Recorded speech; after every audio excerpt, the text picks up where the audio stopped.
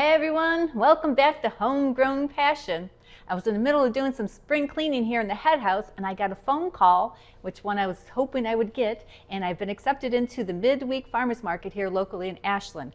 So I'm like, oh my gosh, it's only 9 weeks away. I got to start planting because, it takes a little bit of time to grow. So I was going over my iPad here. I had last time I did a farmers market, I had a list of everything I grew and the time frame when to plant it and how to get it harvested and how many I needed to harvest. And I'm going down through and okay, I got my lettuces. Okay, no problem. I have enough time for those. I have watercress, bok choy, Swiss chard, microgreens. Got plenty of time to do all that. Already got cucumbers and tomatoes going. Strawberries are going, and peppers are fine. But then I thought, oh no, basil. I have basil growing in the greenhouse right now, but it's getting so big that I know in 9 weeks it's going to be kaputs, and I wouldn't have enough time to reseed it to have it ready for the first market, because you know how everybody loves fresh basil.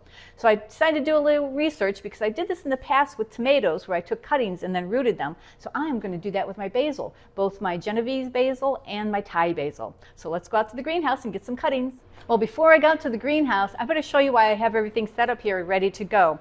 So I'm going to propagate them in oasis cubes, which I did before with the tomato plants, which was the San Marzano, and they did really well. The roots came through no problem. So these break apart real easy.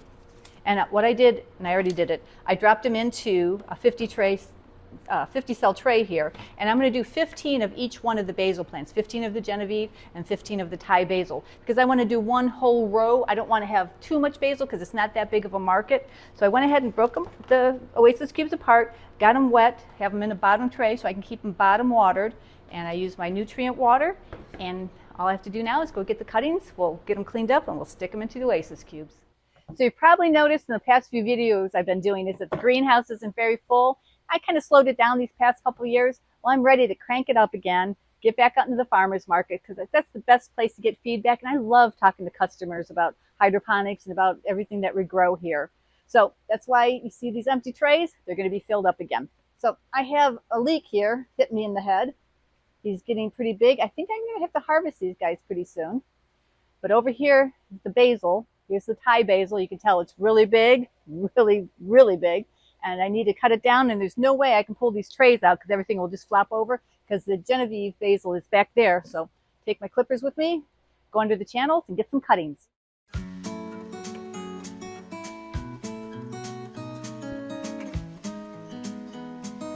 So you can see I have a lot of nice basils here. I can get these cut up and get them rooted.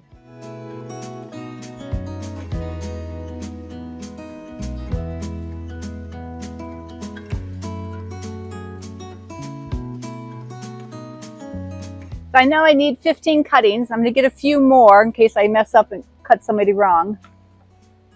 And whatever's left over, I'll use on a pizza tonight. I'm trying to find the perfect cuttings. The crazy thing about herbs, at least for me at farmers markets, is I love tarragon and sage, and I have some thyme and chives growing in the other part of the greenhouse. I love them, but they don't sell at the farmers market. The only thing it really sells is the basil, and it's the regular basil. Some people like the Thai basil. It's a give or take thing, but definitely regular basil sells really, really well. So the reason I'm not keeping these plants going and I'm going to start new ones from clipping is that the roots have gotten so big in the NFT channels that it's taken up the whole space and I'm getting a leak. So to keep them going just a little bit longer, I'm going to pull this back plant out, get the roots out of there so I can keep a few of the plants going in the meantime so I have some basil for me. Here's my leaking problem.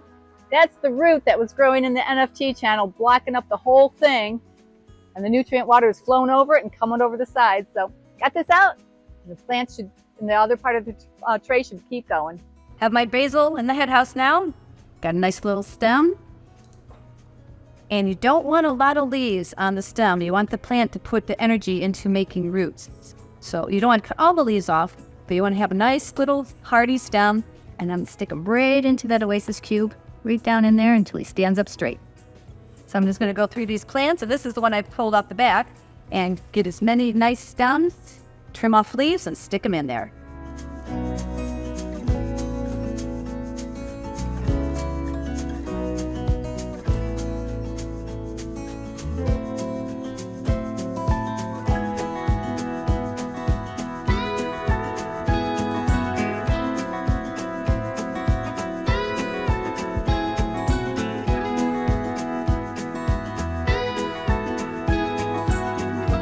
Yeah, I think this one may have a little bit too big of leaves on it. I'm going to cut these off.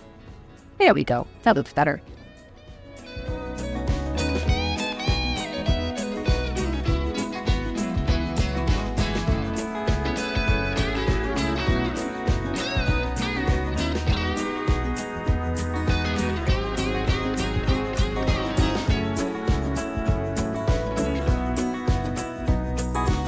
The cuttings should root in about a week, but in the meantime, I'm not going to put them underneath the grow lights. I'm going to keep them on the table, kind of a shaded area, so they don't get stressed, because they're just going to need to relax and grow their roots. And once the roots start coming through the oasis cubes, I'll put them in these nursery channels so they get big and hardy, and then they'll go into the NFTs. Have all my little baby basils in the oasis cubes, so I got 15 of the Genovese and 15 of the Thai basil. I'll probably do this whole process again in 4 weeks, keep my supply going all summer.